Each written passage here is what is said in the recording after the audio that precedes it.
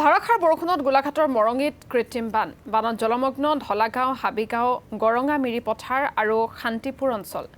দুবাৰকৈ অহা এই বানৰ ফলত আটাইতকৈ বেছি সংকটত পৰিছে পশুধনসমূহ। চৰণীয়া পথাৰ আৰু গোহালি ঘৰবোৰ পানীৰ তলত ডুব গৈ থকাত অভাৱ ঘটিছে পশুধনৰ খাদ্য আৰু আশ্ৰয়ৰ। পশুধনৰ সুৰক্ষা আৰু খাদ্যৰ বাবে প্ৰশাসন তথা বিভাগীয় কৰ্তৃপক্ষক শীঘ্ৰেই ব্যৱস্থা গ্ৰহণ কৰিবলৈ দাবী জনাইছে ৰাইজে। এই সন্দৰ্ভত এক প্ৰতিবেদন আগবঢ়াইছো বিভাস শইকীয়াৰ।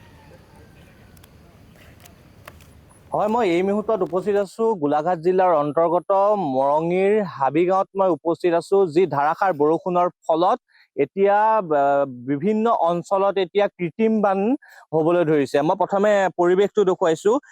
এই যি হাবিগাঁও গেজিং অঞ্চলত এতিয়া যি ৰাস্তাৰে পানী আহিব পৰা নাই, পানীৰ কবলত পৰিছে বিভিন্ন অঞ্চল।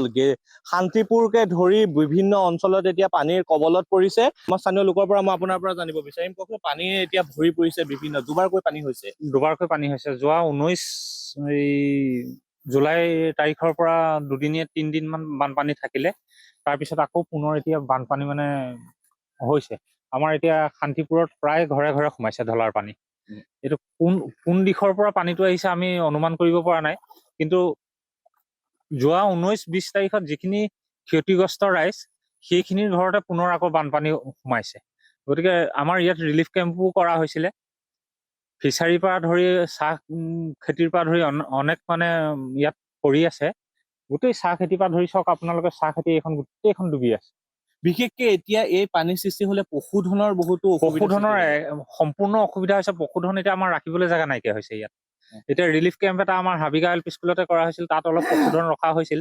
এতিয়া আকৌ পুনৰ মানে তালৈকে আমি কেম্প ল'বলগীয়া অৱস্থা হ'বগে পাৰে। এই হয়, যি পশুধনৰ অসুবিধা সৃষ্টি হৈছে হ'ব বুলি আমি জানিব পাৰিছো। দুবাৰকৈ এই অঞ্চল এতিয়া কৃত্ৰিম বানৰ কবলত পৰিছে। দাদা, আপোনাৰ পৰা মই জানিব বিচাৰিম, বিশেষকে আপুনি পশুধনৰ লগত জড়িত হৈ আছে আৰু বিশেষকে এতিয়া পানীৰ কবলত পৰিছে। পানীৰ কবলত মানে যোৱা 19 জুলাইত আমাৰ যিটো বানপানী হৈছিলে, সেই বানপানী মোৰ ফাৰ্মৰ ভিতৰত, মোৰ এখন গাহৰি ফাৰ্ম আছে, মোৰ ফাৰ্মৰ ভিতৰত অন্ততঃ 3 ফুট পানী হৈছে।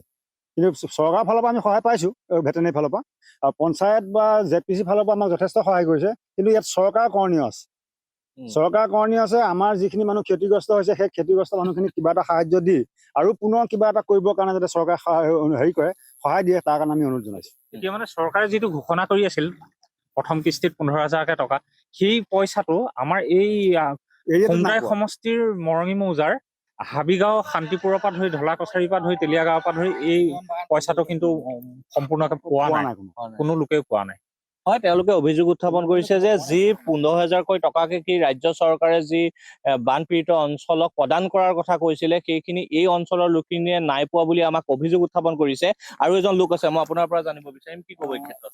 আমাৰ বিশেষকে মানে ক'বলগীয়া এটাই আছে, আমাৰ যিখিনি ব্যৱসায়িক ব্যক্তি ইয়াত মাছ পালন কৰি আছিলে, মীন পালন কৰিছিলে, সেইখিনিক মানে চৰকাৰৰ ফালৰ পৰা এটা সাহায্য দিবলৈ। আমাৰ ইয়াত 2-3 বছৰ ধৰি মীন পালনত জড়িত বহুত ব্যক্তি আছে।